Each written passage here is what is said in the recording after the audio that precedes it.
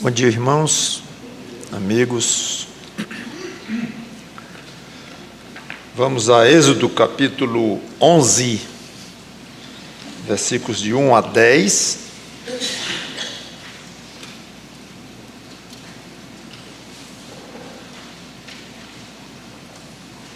Êxodo 11, coloquei como título da pregação: Quando Deus diz basta.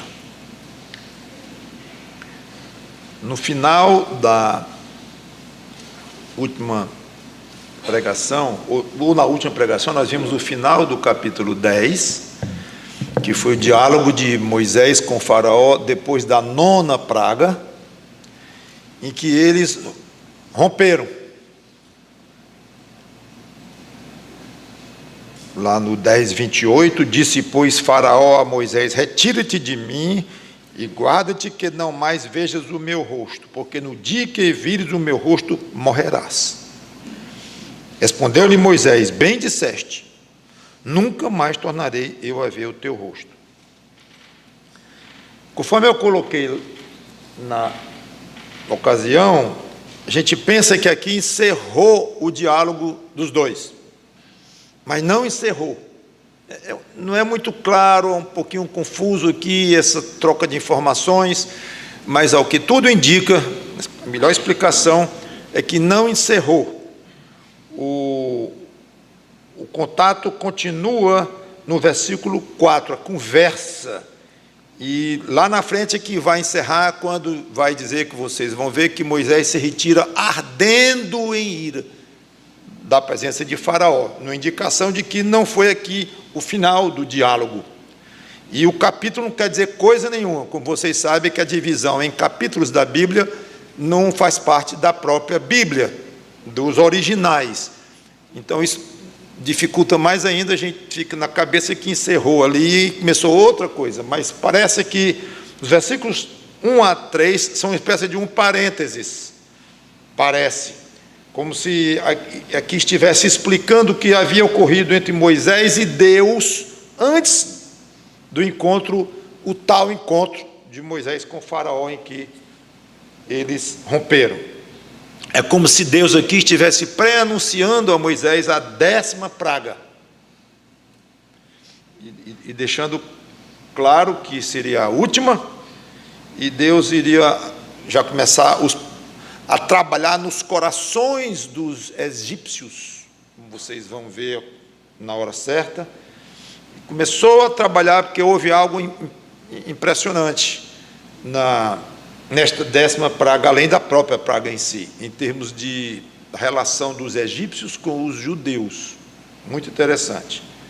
Então vamos ler dos versículos 1 a 3, 11, 1 a 3.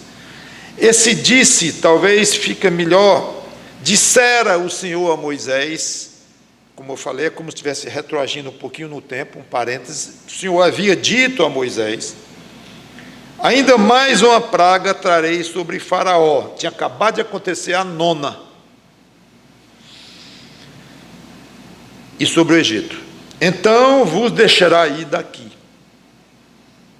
Quando vos deixar, é certo que vos expulsará totalmente. Fala agora aos ouvidos do povo que todo homem peça ao seu vizinho e toda mulher à sua vizinha objetos de prata e de ouro. Aqui que está começando esse fenômeno muito interessante que aconteceu. E o Senhor fez que o seu povo encontrasse favor da parte dos egípcios. Explicarei melhor isso daqui a pouco. Também o homem Moisés era muito famoso na terra do Egito, aos olhos dos oficiais de Faraó e aos olhos do povo. No versículo 4, Moisés disse a Faraó. Até o versículo 3 era Deus conversando com Moisés. Agora é como se retomasse o final do diálogo de Moisés com Faraó, aqueles em que eles brigaram. Mas vamos ficar aqui por enquanto até o versículo 3. Vamos orar. Santo Deus, nosso bom Pai, obrigado pela Tua palavra aberta, às vezes um pouquinho difícil de concatenar a cronologia e o acontecimento das coisas, às vezes muito fácil, às vezes nem tanto, mas nos ajuda aprender com as coisas firmes, com aquelas que nós podemos tirar com certeza como lição. E que tu sejas exaltado entre nós, assim como teu Filho Jesus Cristo. Então, não temos o menor interesse em te exaltar à parte de Cristo. E não temos o menor interesse em exaltar Cristo à parte deste Pai maravilhoso que tu és. E, obviamente, incluído aí também a pessoa do Espírito Santo. É em nome de Cristo que eu te peço por estas coisas. Amém. Então, nós percebemos algumas coisas na conversa de Deus com Moisés. Primeiro, Faraó não apenas deixaria o povo ir, mas ele expulsaria o povo. Ora, é curioso isso, porque o plano de Faraó era escravizar os judeus. Um plano antigo, um plano duro, um plano até cruel, mas muito firme, envolvendo segurança nacional, envolvendo economia nacional, envolvendo muitas coisas grandes para o Egito. O trabalho forçado, o trabalho escravo daquele povo. Esse plano foi completamente frustrado de Faraó. Ele contou com o poder dele, contou com oficiais, contou com magos, contou com toda a disposição que ele poderia ter de autoridade máxima, mas ele arranjou um opositor que não dá para vencer. Ele arranjou Deus como opositor. Então, nada do poder de Faraó serviu. Ele resistiu até o limite de uma maneira absolutamente insistente, teimosa até, exageradamente teimosa, mentia, dizendo que não ia mais fazer isso, e fazia, recaía, foi terrível. Mas, finalmente, Deus disse para Moisés, ele vai desistir. Está no finzinho, já. Daí a raiva de Faraó com Moisés, como já vimos na pregação passada. Frustração total do seu plano. Hoje, 3.500 anos depois desta história aqui, os homens continuam não apenas fazendo planos sem Deus, mas resistindo a Deus, resistindo à palavra de Deus, resistindo aos mandamentos de Deus, resistindo aos princípios de Deus, resistindo à pessoa de Deus.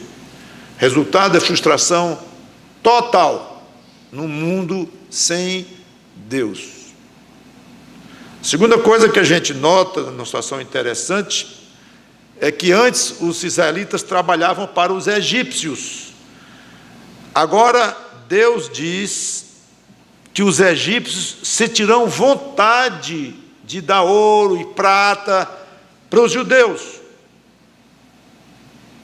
Isso aconteceu lá no capítulo 12, eu não vou ler agora, porque vai chegar o momento, quando estivermos lendo sobre a saída mesmo, a 10ª praga, seguida pela saída dos judeus. Então nós vamos tocar nesse ponto lá. Então não vou aprofundar nisso agora. Mas é curioso, como se Deus estivesse agora mandando que os egípcios pagassem, devolvessem aos judeus pela exploração e pelo trabalho forçado, pelo serviço, mesmo não explorado, o serviço de um servo, que o fato de ser servo não quer dizer que é explorado pelo Senhor. Houve ocasiões em que eles foram servos sem ser explorados, essa exploração aumentou de nível, então por tudo eles iriam pagar agora. E é muito interessante nós vermos o Deus da justiça funcionando aqui. De vez em quando Deus abre uma pequena janelinha para nós podermos ver aqui na terra a justiça dele, a vingança dele contra pessoas que fizeram mal aos semelhantes e de maneira muito especial fizeram mal aos servos de Deus. A gente pensa que Deus, digo, os crentes sabem que Deus está observando tudo, mas eu reconheço que às vezes a realidade é tão forte Nós temos uma certa tendência de esquecer isso, ou de nos deixar impressionar demais com a demora de Deus em agir. E nós vamos ver em Apocalipse já, uns crentes embaixo do altar, dizendo: Senhor, até quando? É curioso isto. E não nos deixemos levar por esse tipo de pensamento ou sentimento. Deus é tão justo assim mesmo? Será que Deus não está sendo mais... A justiça de Deus não está caindo mais, ou não está sendo mais aplicada com o irmão lá fulano, e eu estou aqui meio de lado, ele não está cobrando dos meus opositores, dos meus inimigos, eu estou sofrendo um bocado. Então, dá a ideia de que Deus demora, que a justiça de Deus não é essas coisas todas, mas é. O Senhor Jesus Cristo disse que nós seremos fartos da justiça de Deus, lá no Sermão do Monte. Serão fartos os que têm fome e sede de justiça. Então, no milênio, na eternidade, teremos muito a justiça de Deus. Aqui a gente vê, aliás, veremos essa janelinha aberta e os egípcios dando joias, coisas preciosas, dando para os judeus que estavam vindo embora, nunca mais ia ver, tchau, está aqui. Não tinha obrigação de dar, não, mas deram. Deus colocou no coração deles, Deus mostrando aí uma aberturazinha, que Ele sabe fazer justiça, gosta de fazer justiça, tem um jeito dele de fazer justiça, e tem um momento dele. Não forcemos a Deus, e não nos decepcionemos, porque Deus não faz justiça na hora que você acha que Ele deve fazer, e da maneira que você acha que Ele deve fazer. Esse é o problema nosso, não dele. Ele é um juiz perfeito, apaixonado pela justiça dele, e Ele faz a justiça dele de uma maneira absolutamente detalhada, na hora certa, do jeito certo. Creia nisto, e a sua vida será muito melhor. Sua vida será muito melhor, se você conseguir descansar neste fato, que Deus é um Deus justo, e vai fazer justiça com você. Terceira observação, só tocando também, porque eu vou retomar lá na frente depois, as joias e os objetos que os egípcios dariam seriam utilizados na construção do tabernáculo de Deus e os utensílios do tabernáculo. Então, Deus se glorificando,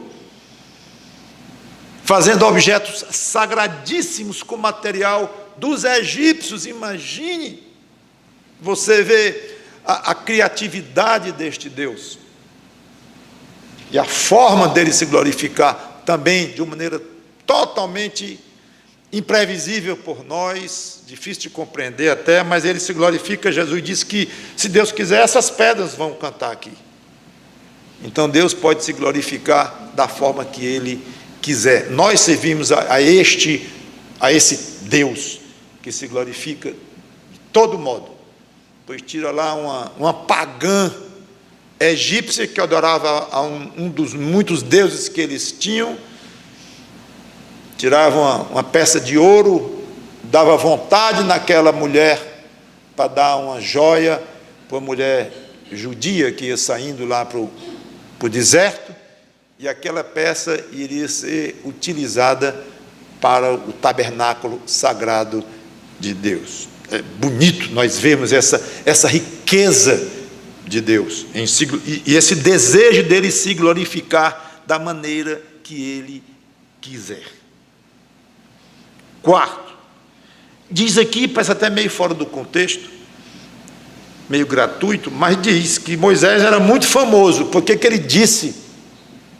Aqui eu não sei bem. No hebraico essa palavra significa distinto, importante.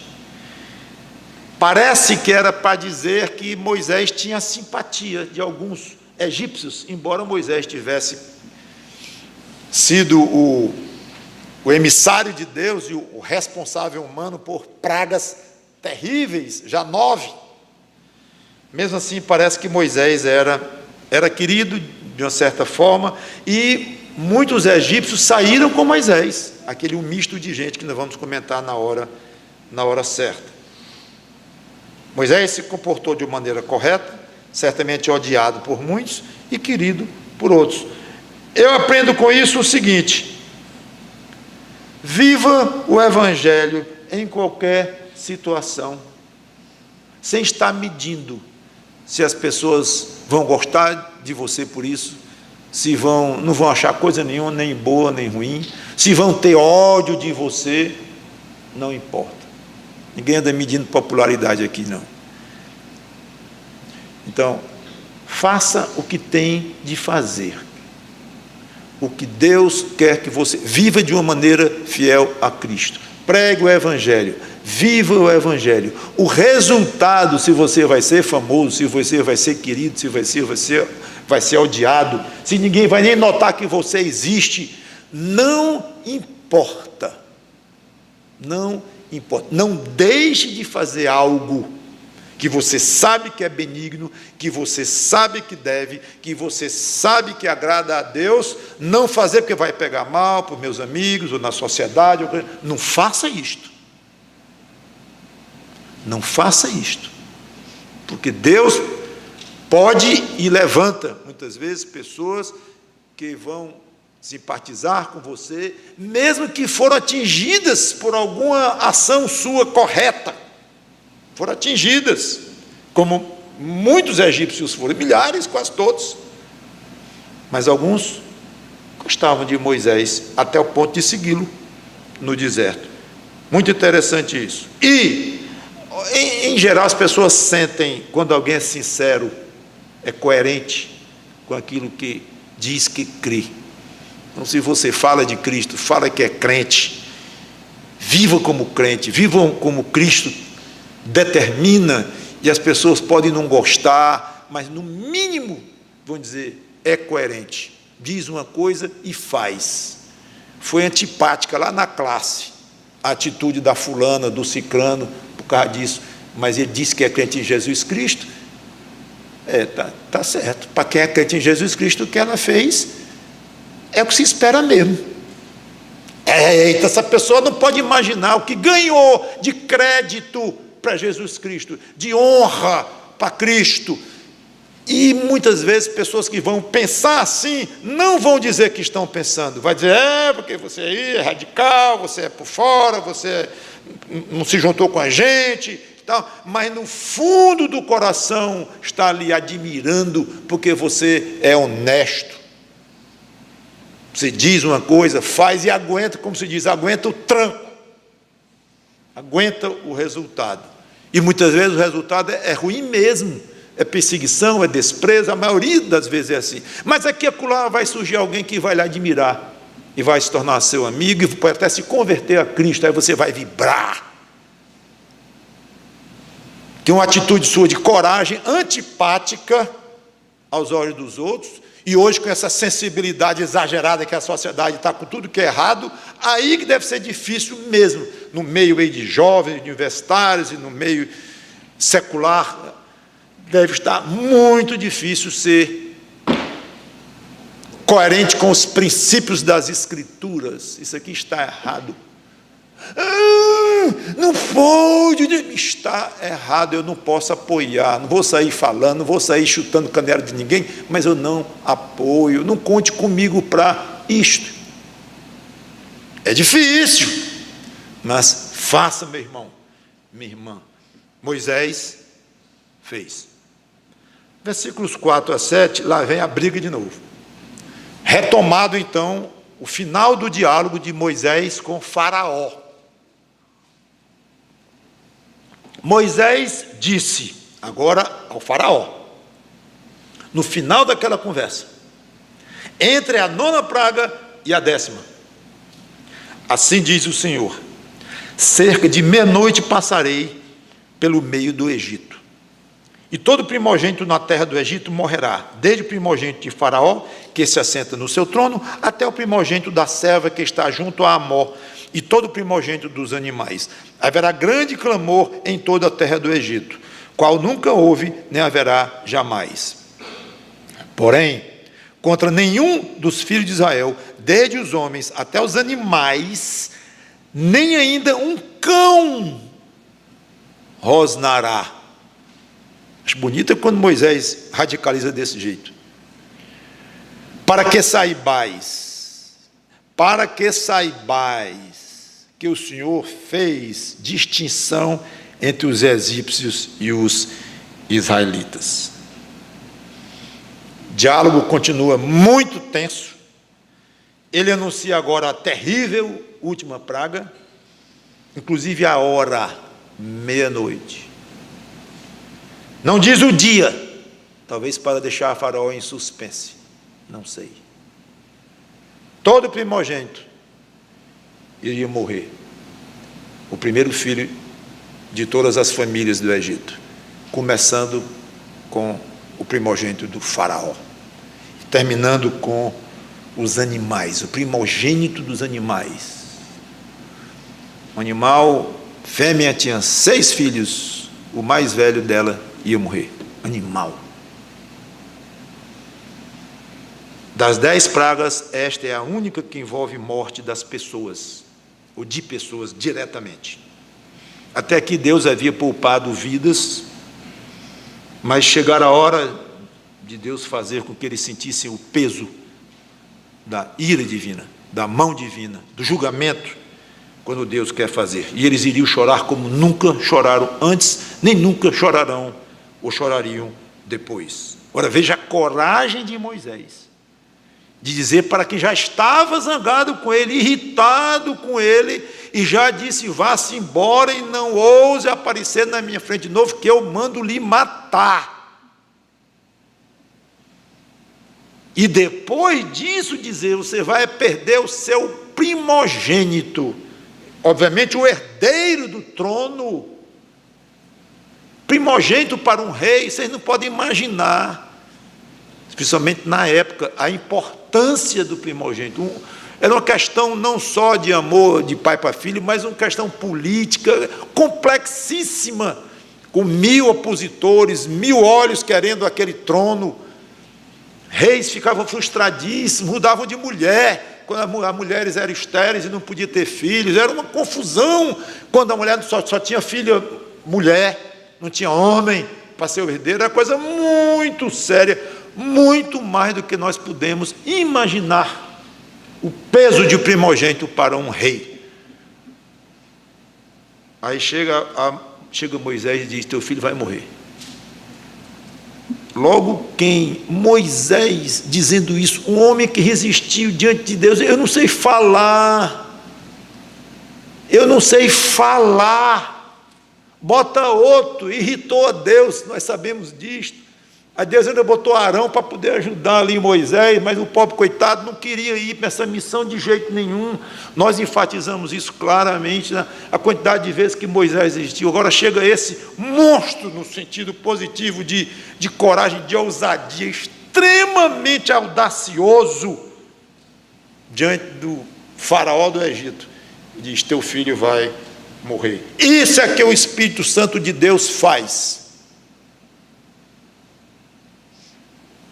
com quem ele convoca para servi-lo e obedece, e é fiel. É isto, é um homem quase gago, um homem que não sabia falar, um homem que tropeçava nas palavras, virá um arauto deste padrão, deste nível de clareza, de ousadia e de coragem, servindo a Deus, honrando a Deus. Que linda esta coragem de Moisés diante do Faraó aqui. Eu morro aqui, eu sou trucidado aqui, eu vou ser preso, morto. Não interessa. Eu acho que isso não passou nem na cabeça de Moisés na hora. Talvez tenha se tremido todinho, tenha tido enxaqueca, dor. Foi para o médico disse que era estresse, passou um remédio para ele. Pode ter sido isso tudinho. Pode. Não interessa.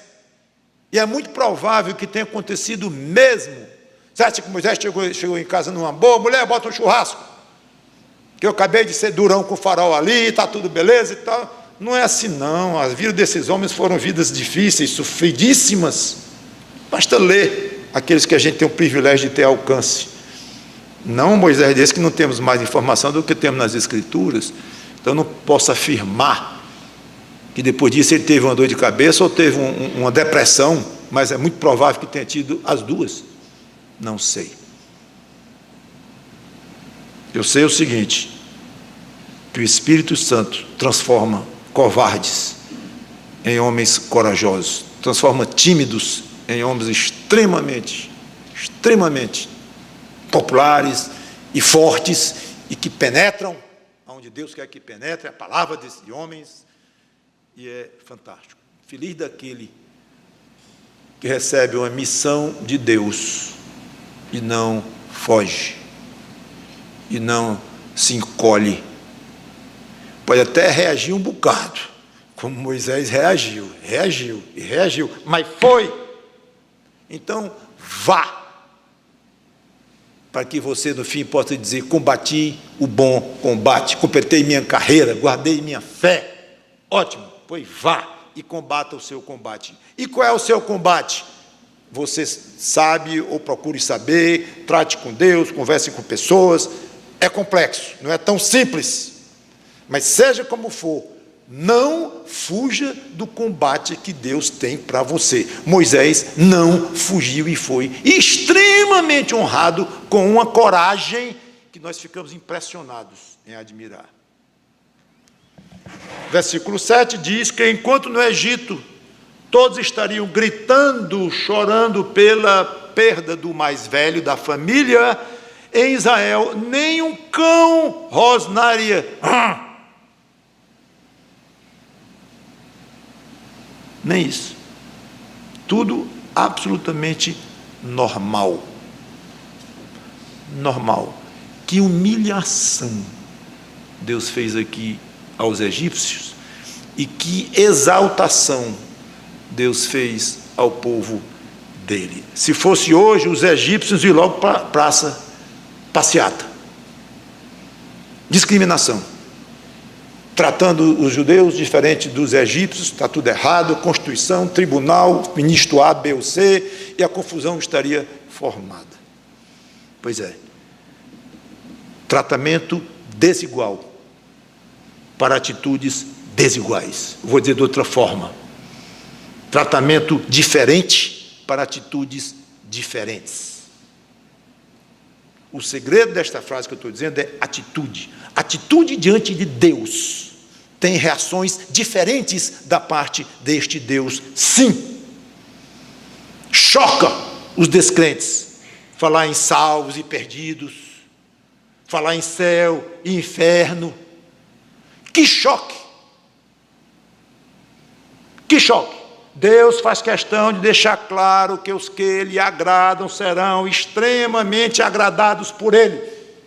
E Deus faz questão de saber que os que o desprezam, os que lhe desagradam, os que o irritam, os que o desobedecem, serão duramente, embora com toda a justiça que se possa imaginar, mas duramente, inflexivelmente tratados por Deus. Sim.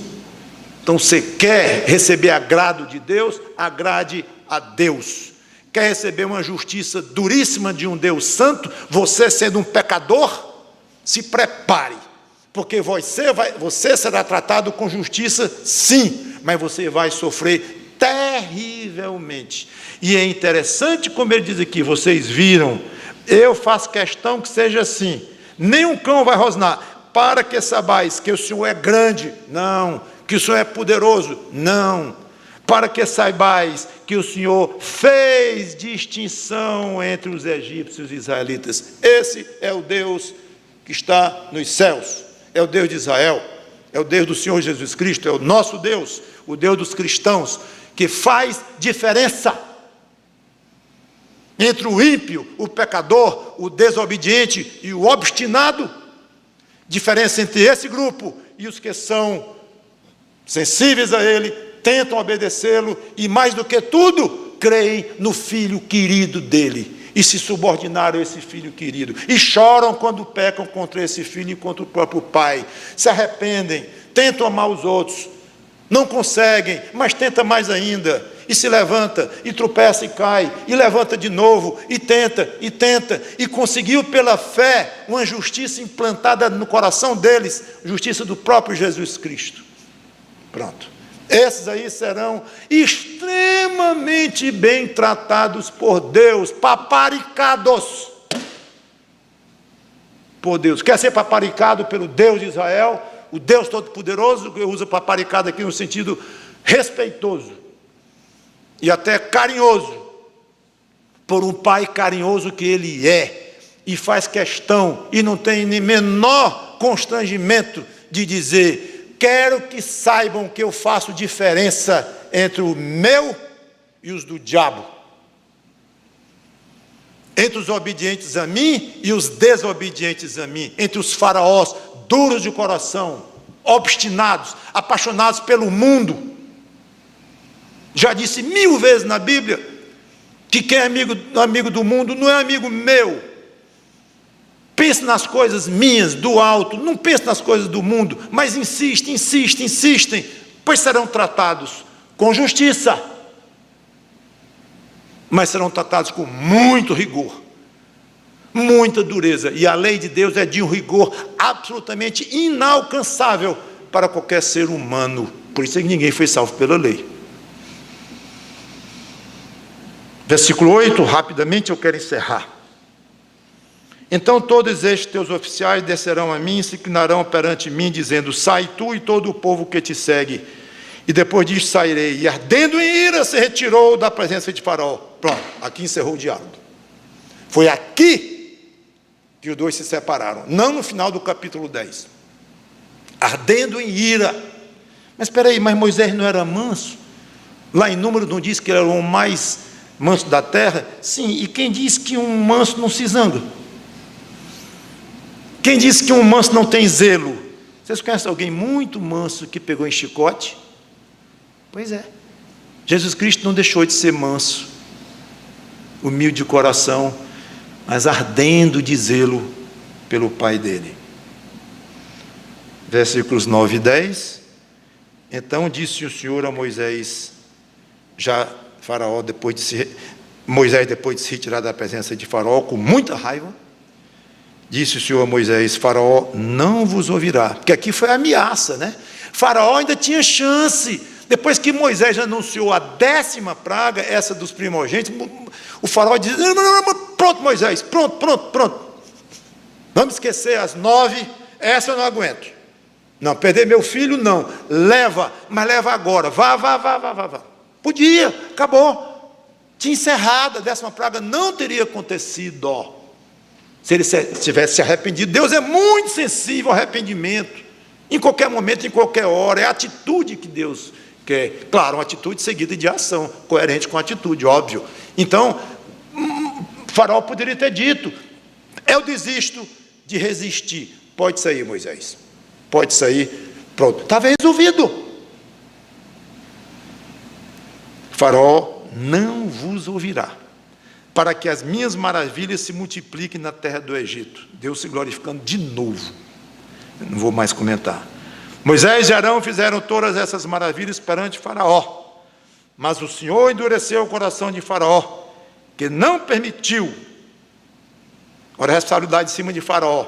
Deus endureceu, mas a responsabilidade de Faraó, curioso, eu já comentei isso também, que não permitiu saíssem da sua terra os filhos de Israel.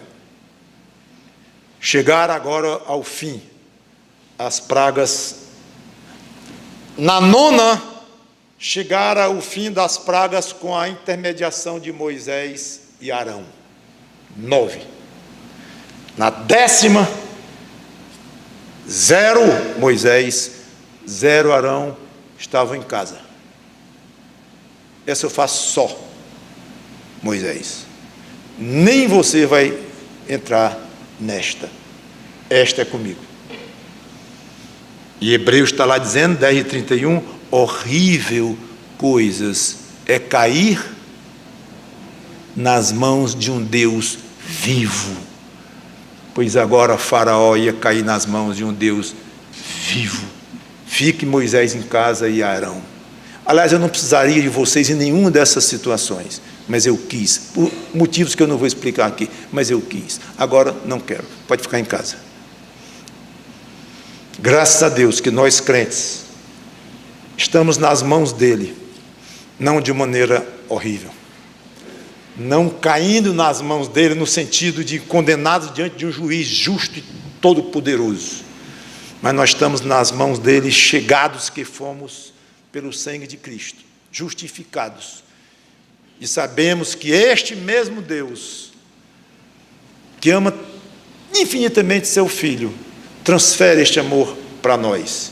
Então, maravilhosa coisa é estar nas mãos de um Deus vivo, sim, e amoroso, e muito, muito carinhoso, e que nos honrará eternamente com o seu amor, sua misericórdia, tudo que ele faz ao seu Filho, ele joga tudo que ele pensa, o que ele gosta, obviamente com guardadas as proporções, mas ele transmite a nós tudo de bom que ele tem para o seu Filho. Vale a pena ser fiel a um Deus desse. Moisés foi, e quando chegar no céu, pergunte a Moisés se valeu a pena. Vamos orar. Obrigado, Senhor Deus, pela Tua palavra, que o Teu Espírito Santo nos ajude a aplicá-la e a vivê-la. Em nome do Senhor Jesus Cristo. Amém.